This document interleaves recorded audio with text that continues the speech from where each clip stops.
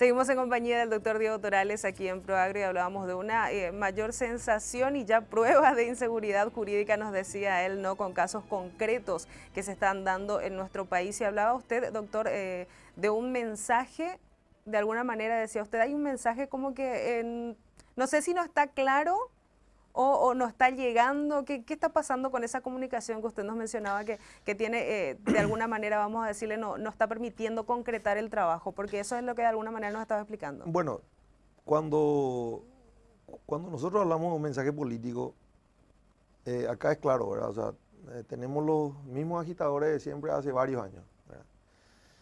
En las elecciones últimas, tengo que ser sincero, me puso muy feliz que mucha gente del Frente de Guazú ya no esté en el Parlamento, ¿verdad? Porque en realidad eran los principales, digamos, los que tenían, siempre presentaban pedidos de expropiaciones absolutamente irracionales, ¿verdad? Entonces, para nosotros es una especie de mensaje claro de la ciudadanía también, de que no pretende darle un espaldarazo a las invasiones y a políticas de izquierda, ¿verdad? O sea, está de más decir de que hoy tenemos un parlamento que por suerte creemos nosotros que genera cierta tranquilidad al sector, digamos, productivo. Ahora bien, están otros personajes que siguen estando y, digamos, son los mismos dirigentes campesinos que de alguna u otra manera siguen lucrando con la necesidad de la gente y dando una especie de clima de inseguridad. Yo te decía, no sé quién le recomendó al presidente del INDER ir a reunirse con gente que tiene procesos por invasión, antecedentes por invasión, y no sé qué productivo puede sacar de reuniones con esa gente, ¿verdad? O sea, está bien que la institución tenga una política de puertas abiertas, pero esa puerta abierta tiene que ser para gente honesta, gente que quiere trabajar, gente que, digamos, de alguna u otra manera se dedica a la reivindicación de derechos, pero de manera lícita. Si se va y se reúne con gente que tiene procesos por invasiones muy violentas, para nosotros como sector es un mensaje muy negativo y es un mensaje político, ¿verdad? Yo no tengo por qué salir a decir que me gustó la socialización de reuniones del nuevo presidente del INDER con agitadores políticos, ¿verdad? O sea, te tengo que ser muy sincero, molestó y mucho en todo el sector, ¿verdad? Doctor, nosotros, y usted lleva años trabajando con nosotros también, ¿no? De alguna manera al servicio, como siempre decimos desde Canal Pro, al servicio del productor, por sobre todo, al servicio del trabajador del campo. Y siempre que presentamos situaciones como problemas, ¿no? En el sector también ya proponemos soluciones. Ustedes como trabajadores del gremio, usted particularmente como especialista en este tema, tanto tiempo trabajando, ¿qué propondría para mejorar esta comunicación y para mejorar ese contacto con el INDER y por sobre todo la respuesta a las necesidades de los trabajadores del campo, que es lo que hay, ¿no? En todos los niveles? Porque INDER justamente está en atención de los pequeños productores. Sí. Después están todos los otros niveles conectados. Entonces, ¿qué le propone a usted? Yo te comentaba de que cuando hay un foco de invasión, en el inicio de las invasiones siempre ahí está el mensaje de que hay de que esto es un excedente fiscal, ¿verdad? O sea, acá hay un excedente fiscal, entramos porque esto es tierra pública, bla, bla, bla, bla. ¿Quién determina eso? El INDER, ¿verdad?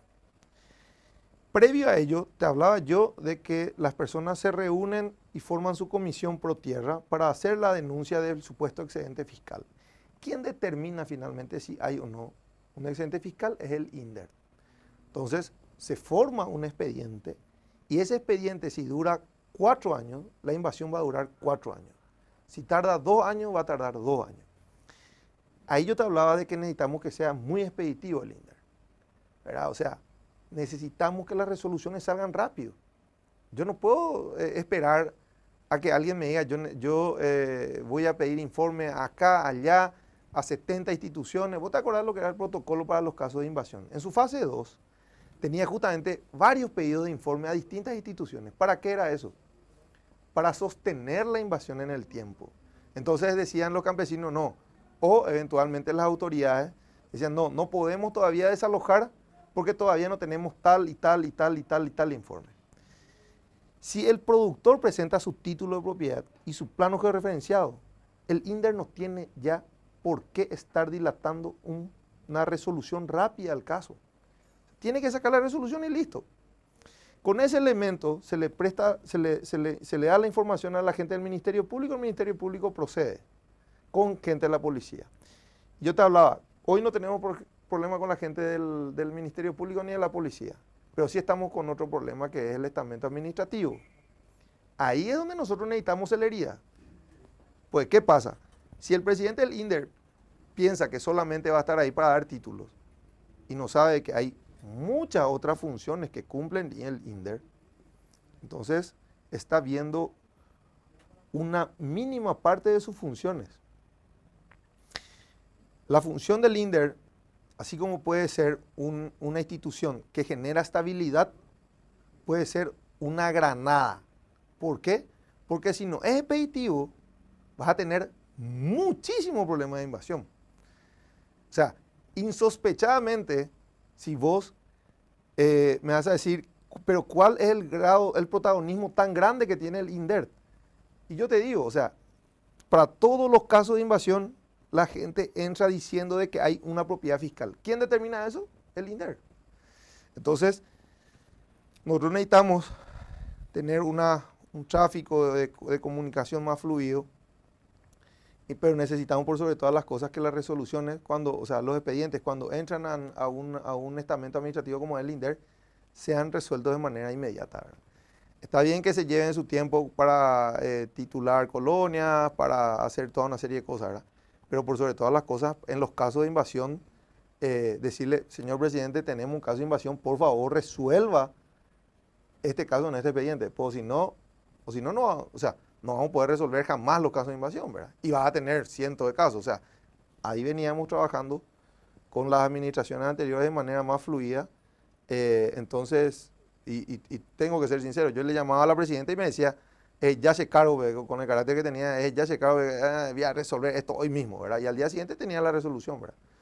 En este caso yo te estoy contando que tengo un caso hace más de 15 días, no saben ni de qué se trata, ¿verdad? Entonces es un problema, ¿verdad? Por suerte le tenemos a un ministro del Interior y a la gente de la Fiscalía que está, digamos, a tono con nosotros y están resolviendo los casos como se pueden, ¿verdad? Doctor, yo le llevo molestando años con esto, pero no me voy a cansar de seguir pidiéndole lo mismo, que por sobre todo, no decía usted, cuando va a haber caso de invasión, lo primero es que supuestamente hay excedente fiscal. Y siempre nos comenta también que mucha gente es arrastrada por no tener la información, porque ignora la situación, por intereses políticos, particulares, gente que es movilizada en... Recuerdo la presidenta Gail me decía, les mueven en camiones de carga dándole información falsa. ¿Cómo le decimos a esta gente que quiere su tierra, que tiene las condiciones para ser realmente beneficiario de la reforma agraria, que necesita? ¿Cómo pueden corroborar esos campesinos, esa gente que realmente tiene derecho antes de sumarse a ese grupo, antes de entrar a esa comisión? Fíjate vos, te acordarás, cuando se desalojó la propiedad del doctor Montaner en la zona de San Pedro, creo que en barrio San Pedro, se fueron con 2 Scania y se fueron y le tiraron a las personas ahí en Mingapona, donde se fueron, le bajaron a los invasores y después los propios colonos le cerraron el paso a los camiones y le dijeron, no, vayan y rejúntenle a toda esa gente y llévenle acá. Eso fue el año pasado. Lastimosamente, tenemos dirigentes campesinos irresponsables y que lucran con lucran pidiéndole a los productores dinero para sacarle a su gente. Y otra vez le sacan plata a esa propia gente a quienes le tratan como, no sé, como animales, ¿verdad? Trasladándole en camiones así a la intemperie, como ganado literal. Esa gente tiene que terminar procesada, Silvia. Procesada y tras las rejas. No hay de otra. O sea, no hay forma de solucionar un problema. Ahora, si a esa gente le recibe el ministro del Interior, cosa que no creo que ocurra, o le recibe el ministro de Agricultura, cosa que no creo que ocurra, o le recibe el presidente del INDER, ella me reservo el comentario, yo no sé qué puede ocurrir, ¿verdad? Pero esa gente tiene que estar procesada y no puede estar haciendo lobby con las autoridades. Si hace el hoy con la autoridad, entonces el mensaje va a ser, te decía yo, es un mensaje político, de aval a la gente que invade propiedad privada. Entonces, hay que cuidar bien, o sea, la gente del gobierno tiene que cuidar bien con quienes se reúnen. ¿Por qué? Porque si no, nada positivo puede salir. Recuerdo yo que en la época de Mario Abdo se había hecho un acuerdo con el entonces, creo que era del Interior, Euclides Acevedo, corregime, estaba el senador Cachito Salomón y habían pactado que no iba a haber más desalojos.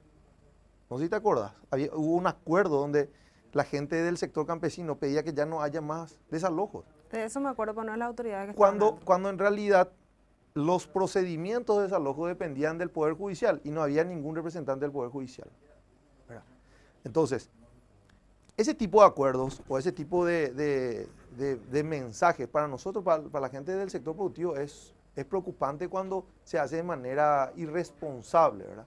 Por eso es que hay que atender bien, primero, con quién se decide entablar negociaciones.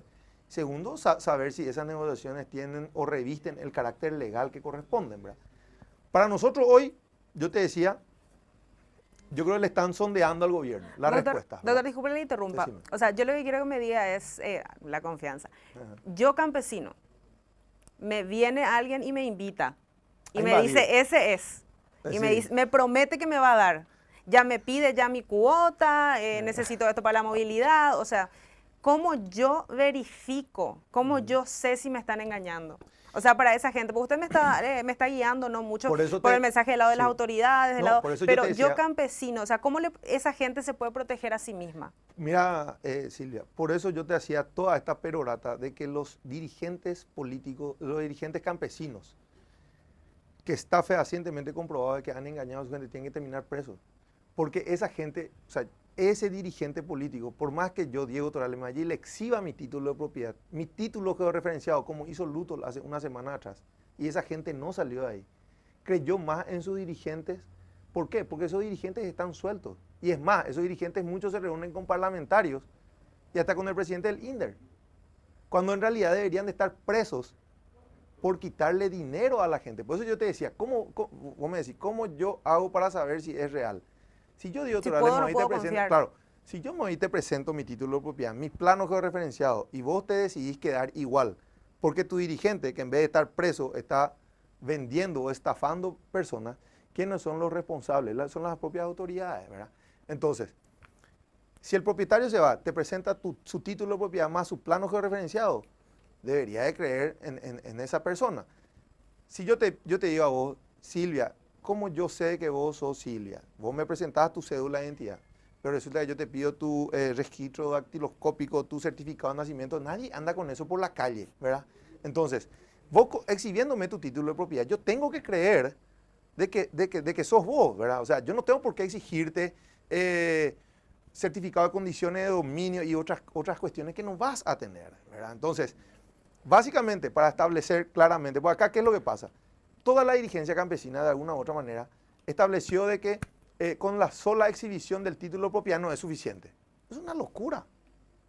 Y si el propio INDER te va a comenzar a exigir una serie de documentaciones que nadie va a tener, salvo que vos quieras enajenar tu bien o, digamos, hipotecar tu bien, entonces básicamente vamos a entrar en un campo de inseguridad jurídica terrible, ¿verdad? Porque ellos tienen que creer nomás ya directamente en tu título y en tu plano georreferenciado, ¿verdad? Ocurrió la invasión, se les da participación y el INDER debería de creer en lo que vos le das, ¿verdad? Así también, ciertos dirigentes campesinos, a ellos se les exigen los títulos, pero ellos deciden no creer en eso. ¿Por qué deciden no creer? Porque porque para allá no es negocio luego creer en los títulos de propiedad. Entonces siguen en la insistencia y le siguen engañando a Silvia que ella quiere, y bueno, ya va a depender naturalmente de tu sano juicio, cosa que a veces no hay, en creer de que en realidad esa propiedad es o no privada. Porque acá, Silvia, esto de la seguridad jurídica es un tema que ya lleva demasiados años Y yo te decía, de lo que depende es de un mensaje claro del gobierno de turno, ¿verdad? Así como a Fernando Lugo le echó la falta de seguridad jurídica, porque ellos mismos generaron el mamotreto de esos llamados protocolos, que hoy por hoy, por suerte, ya no está, ¿verdad? Él fue víctima de su propio instrumento para invasión de propiedad privada, ¿verdad? Entonces, básicamente, si el mensaje del propio Ejecutivo no es claro, no es tajante, que yo creo que sí va a haber, porque yo creo que Santiago Peña en realidad sí tiene esa convicción, es más, de dónde viene y qué representó y todo el discurso que tiene detrás de él, hace que el sector productivo realmente crea de que él va a generar ciertas políticas de seguridad jurídica y protección a la propiedad privada. Pero hay que ver cómo vienen sus colaboradores. Colaboradores y amigos durante años, ¿verdad? Porque yo creo que finalmente de quien venimos hablando en esta entrevista, que es el presidente Linder, probablemente tenga un grado de amistad con él, ¿verdad? Pero habría que mostrarle un poco más claramente el camino solamente al señor, ¿verdad? Pequeña de Huila ahora, doctor. Nos queda pendiente muchos detalles, tengo más consultas que hacer, pero sobre todo porque aquí mi preocupación particular, vamos a decirle de Silvia, es que los productores, los pequeños productores, los beneficiarios de la reforma agraria sepan, Sí. puedan tener las condiciones para saber en quién confiar, qué hacer y qué no hacer. Lo comprometo para seguir hablando y de repente, tal vez con esas actualizaciones que vayamos haciendo, podemos de repente darle más elementos, ¿no? al productor, al que sí ama la tierra y quiere trabajar la tierra y necesita realmente acceder a estos servicios que brinda el INDER. Como conclusión y finalizando y siempre agradeciendo el espacio que me dan, ¿verdad? El Estado tiene que brindarle garantía a ese pobre ciudadano también, eliminándole a esos dirigentes estafadores, porque hay cientos todavía están libres y lo peor de todo es que siguen siendo recibidos por las autoridades, cuando en realidad deberían de estar en otro lugar. O sea, mientras que se los deje al pueblo campesino a expensas de esos estafadores, dirigentes, que lucran con la necesidad de la gente, va a haber una terrible seguidilla de gente estafada y son los más vulnerados encima, ¿verdad? Los más vulnerables, perdón. Muchas gracias por el espacio que siempre nos conceden, ¿verdad? Y seguimos conversando. Totalmente.